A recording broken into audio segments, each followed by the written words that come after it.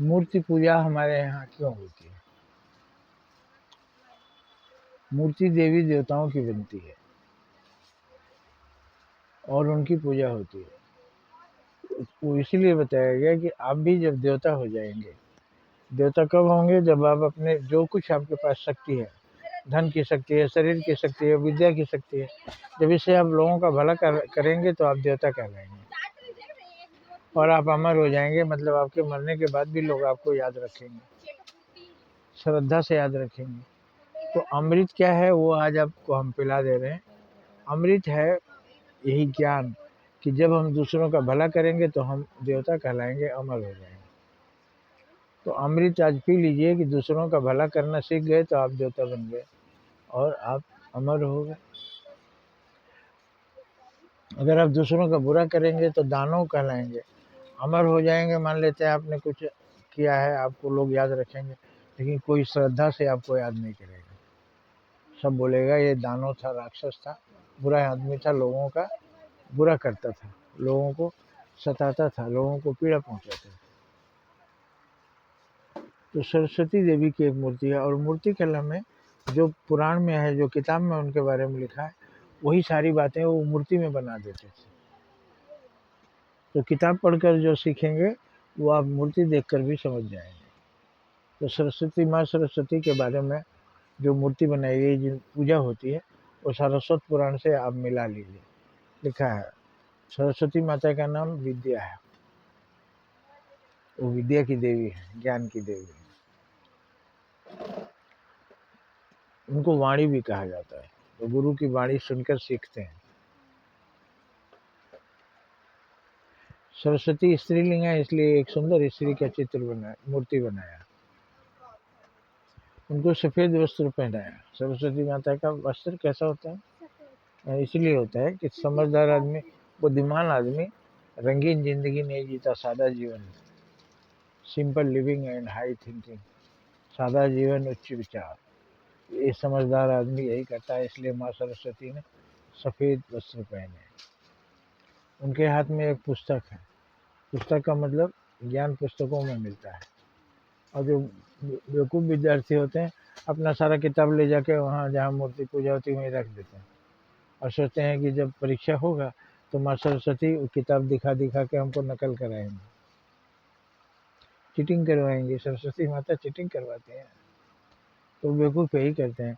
अरे उसको पढ़ना है पुस्तक को, तब ज्ञान होगा। एक हाथ में वीणा है, वीणा का मतलब समझदार आदमी, विद्वान आदमी मीठी वाणी बोलता है। जैसे वीणा बजती है, मीठी वाणी से सबको अच्छा लगता है, मीठी वाणी सब कोई सुनना चाहता है। तो आपकी बात तभी सुनेगा जब आपकी बात में मिठास होगा। इसलिए सरस्वती माता के हाथ में वीणा है। जो कुछ ज्ञान की बातें बताइए वो वीणा की तरह मीठी आवाज़ में। श्वेत कमल पर बैठी हैं, उसका मतलब श्वेत कमल आपकी कीर्ति है। आप जीवन में जो कुछ करें उस पर कोई उंगली नहीं उठा सके कि ये चोरी का पैसा था, मंदिर बनवाया, इसने जो अच्छा काम किया ये चोर था। तो बेदाग होना चाहिए कि इन पर कोई दाग नहीं लगा सकता। ये श्वेत कमल है। हंस पर बैठी हैं, हंस का मतलब क्या हुआ? हंस दूध और पानी को अलग कर देता है। नीर क्षीर विवेकी है, दूध और पानी को अलग कर देता है।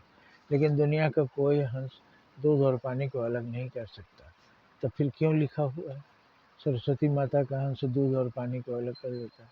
ये दूध और पानी क्या है? दूध पानी कोई अलग ही नहीं कर सकता। किसी में भी छानो, दूध पानी दोनों चला जाएगा। उसको अलग करने का एक ही तरीका है कि इसको जलाओ, पानी उड़ जाएगा और नीचे दूध का खोया बन जाएगा। तो क्यों लिखा है कि वो हंस? हंस हमारी आत्मा है। हंस क्यों कहते हैं उसको? सांस जब लेते हैं सो हम, सो हम, इसको उल्टा कर दो हंस, तो हमारी आत्मा का नाम हंस है। जय दिन हंसा उड़ जाए पिंजरा खाली हो। हंस वही आत्मा को कहते हैं। हंस उड़ जाएगा तो ये पिंजरा है, ये खाली हो जाएगा, ये किसी काम का नहीं रह जाएगा। तो हंस वो है आत्मा। तो हंस दूध पानी को अलग कर देता है। अब बताइए हंस कैसे दूध पानी को अलग कर देता है? दूध मतलब अच्छाई और पानी माने बेकार की बात। तो जब आदमी ज्ञानी हो जाता है तो अपने आत्मा में विचार करो, जो अच्छा है वही करो, जो बुरा है उसको। दुनिया में सब किसी के अंदर अच्छाई भी है, बुराई भी है, हमको उसका अच्छाई ले लेना है, बुराई छोड़ देना है। गुरु जी बहुत अच्छा ज्ञान देते हैं, लेकिन गुरु जी नशा करते हैं, खैनी खाते हैं, गांजा पीते हैं, हमको वो नहीं सीखना है। हमको क्या सीखना है? ज्ञान। तो ये हंस दूध और पानी को अलग कर देता है। अब सरस्वती की मूर्ति का पूरा समझ में आया। अब मूर्ति देखेंगे, प्रणाम करेंगे और दिखाई देगा इनका नाम वाणी है। गुरु जो पढ़ाएंगे वो सीखेंगे हम। गुरु का नाम, सरस्वती माता का नाम विद्या है, हमको विद्या चाहिए। विद्या एक धन है, सबसे अमूल्य धन है। वो प्राप्त करने के लिए कहाँ जाना होगा? गुरु की वाणी सुनना और पुस्तक पढ़ना। और समझदार आदमी, विद्वान आदमी कौन सी भाषा बोलेगा? वीणा की भाषा बोलेगा। वीणा की तरह मधुर आवाज़ हो, कड़वी आवाज़ नहीं। मधुर आवाज़ से आदमी का तकलीफ दूर हो जाता है और कड़वी बोली से आदमी को घाव लग जाता है। तो इसलिए वो, और श्वेत वस्त्र हमको, समझदार आदमी सादा ज़िंदगी जीते हैं। गांव में बोलते हैं चले चाल सादा, निभे बाप दादा। Simple living and high thinking. हमारे पास बहुत कुछ है, फिर भी हमको कम में ही जीना सीखना चाहिए। जो ज़्यादा है वो दूसरों की मदद में लगा देना चाहिए। तो अब उम्मीद है कि आप सरस्वती माता की मूर्ति को देखकर सारा ज्ञान प्राप्त कर लेंगे। हंस का मतलब हुआ नीर क्षीर विवेकी, वही काम करेंगे जो अच्छा होगा, दूध होगा। जो पानी अर्थात जो बेकार की चीज़ें होंगी वो हम नहीं करेंगे। दूसरों के अंदर से हम अच्छाई सीखेंगे, बुराई को। गुलाब के फूल के नीचे कांटा होता है, हमको कांटा नहीं बनना है, हमको गुलाब बनना है।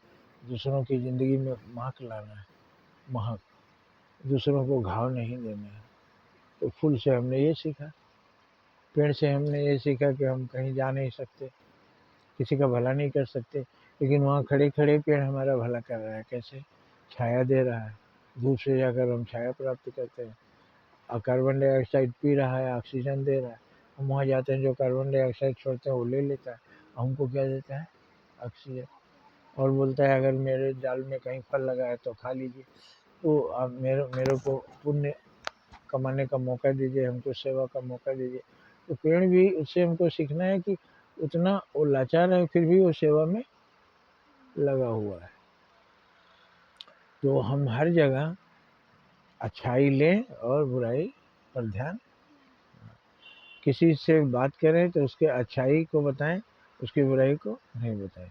अच्छाई बताएंगे, आप बहुत अच्छे हैं, तो हमारा मित्र हो जाएगा।